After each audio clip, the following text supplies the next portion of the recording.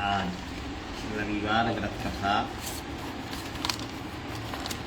बोलिए सूर्य भगवान की जय। रविवार की व्रत की विधि।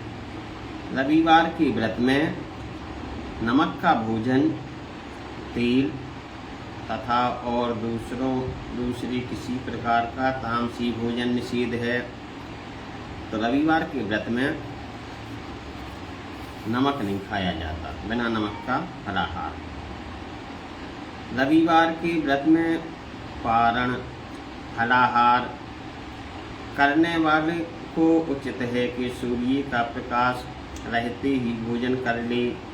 यदि निराहार अवस्था में सूर्य अस्त हो जाए तो दूसरे दिन सूर्य उदय होने पर सूर्य के दर्शन करके अर्घ्य दे करके भोजन करना चाहिए।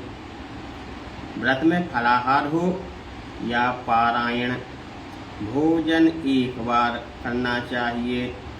व्रत के अंत में पूजन के पश्चात कथा सुने। इस व्रत के करने से अनेक प्रकार के विघ्न शांत होते हैं। जिनकी कुंडली में सूर्य नीच अवस्था में है, राहु केतु से दृष्ट हैं, अशुभ भावों में हैं, तो वह उत्तम फल प्रदान करते हैं। राज्यसभा में मान सम्मान मिलता है, सब प्रकार के नेत्र रोग दूर होते हैं और शत्रु का नाश हो जाता है। रविवार व्रत की कथा।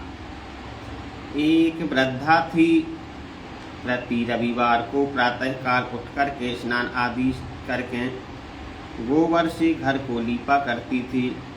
फिर भोजन बनाकर के भगवान को भोग लगाती और इसके बाद भोजन करती। ऐसा करने से उसके घर में किसी प्रकार का विघ्न या कष्ट नहीं आता। इस प्रकार कुछ दिन व्यतीत हो गए। एक दिन पड़ोसन जिसकी गऊ का गोबर वह लाया करती थी, विचार करने लगी कि यह बुढ़िया सदैव मेरी गऊ का गोबर उठा कर ले जाती है, इसलिए अपनी गऊ को घर के अंदर बांधने लग गई। इस कारण बुढ़िया को ना गोबर मिलने से वह रविवार के दिन घर को ना लीप सकी। तब उसने ना भोजन बनाया, ना भगवान को भोग लगाया, ना भोजन किया। इस प्रकार उसको अनशन व्रत ही रात्रि हो गई और भूखी प्यासी वह बुढ़िया सो गई। रात्रि में भगवान सूर्य नारायण ने स्वप्न दिया और भोजन बनाने तथा भोजन न लगाने का कारण पूछा। तो बुढ़िया ने गोबर न मिलने का सारा वृतांत सुनाया। तब भगवान ने कहा कि बुढ़िया माता, हम तुमको ऐसी गऊ देंगे जिससे सब कामनाएं पूर्ण हो जाएंगी, क्योंकि तुम सदैव रविवार को गऊ के गोबर से लीप करके भोजन बना करके भोग लगा करके स्वयं भोजन करती हो। इससे भगवान सूर्य नारायण कहते हैं, मैं प्रसन्न होकर के तुमको वरदान देता हूँ, क्योंकि ऐसा करने से मैं प्रसन्न हूँ। निर्धन को धन मिलता है, बांझ स्त्रियों को पुत्र और दुखियों के दुखों को दूर करते हैं तथा अंत में समय में मुक्ति प्रदान करते हैं सूर्य नारायण। जब बुढ़िया की आंख खुली तो वह क्या देखती है कि आंगन में एक अति सुंदर गऊ और बछड़ा बंधा है। वह गऊ और बछड़ी को देख करके अत्यंत प्रसन्न हुई और उसको घर के बाहर बांध दिया और उसे चारा आदि डाला। जब उसकी पड़ोसन ने बुढ़िया माता के घर के बाहर एक अति सुंदर गऊ और बछड़े को देखा तो ईर्ष्या के वश होकर के उसका हृदय जल उठा। और जब उसने देखा कि गऊ ने सोने का गोबर किया है तो वह उस गऊ का गोबर उठा ले गई और अपनी गऊ का गोबर उसकी जगह रख गई।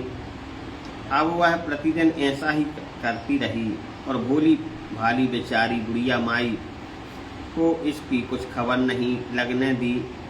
तब अंतर्यामी प्रभु भगवान ने सोचा कि चालाक पड़ोसन के कर्म से बुढ़िया माई ठगी जा रही है।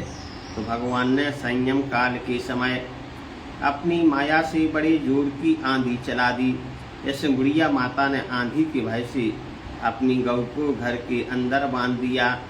प्रातःकाल उठकर जब बुढ़िया ने देखा गऊ ने सोने का गोबर किया है तो उसके आनंद और आश्चर्य का ठिकाना न रहा।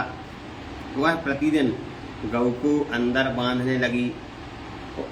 उधर जब पड़ोसन ने देखा कि गऊ घर के अंदर बंधने लगी और उसका सोने का गोबर उठाने का दाव नहीं चलता, तो वह कुछ उपाय न देखकर उसने उस देश के राजा की सभा में जाकर राजा से कहा कि हे महाराज, मेरे पड़ोस में एक बुढ़िया के पास ऐसी गाय है जो आप जैसी महाराजाओं के लायक है, क्योंकि वह सोने का गोबर देती है।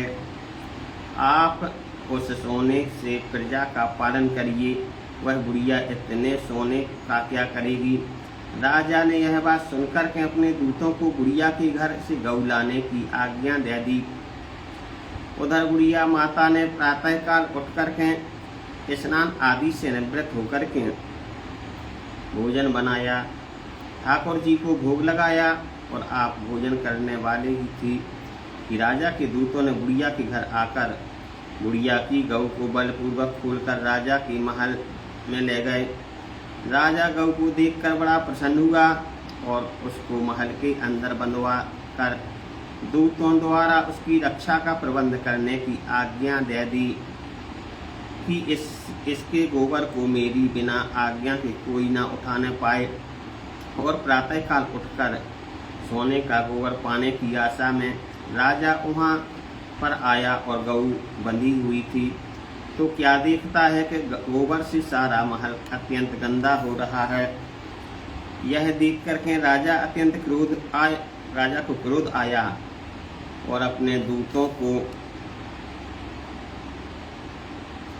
बुढ़िया माता को बुलाने की आज्ञा दी।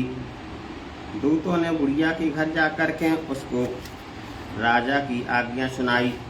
तब बुढ़िया माता राजा की आज्ञा का उल्लंघन न करते हुए सभा में पहुंच गई।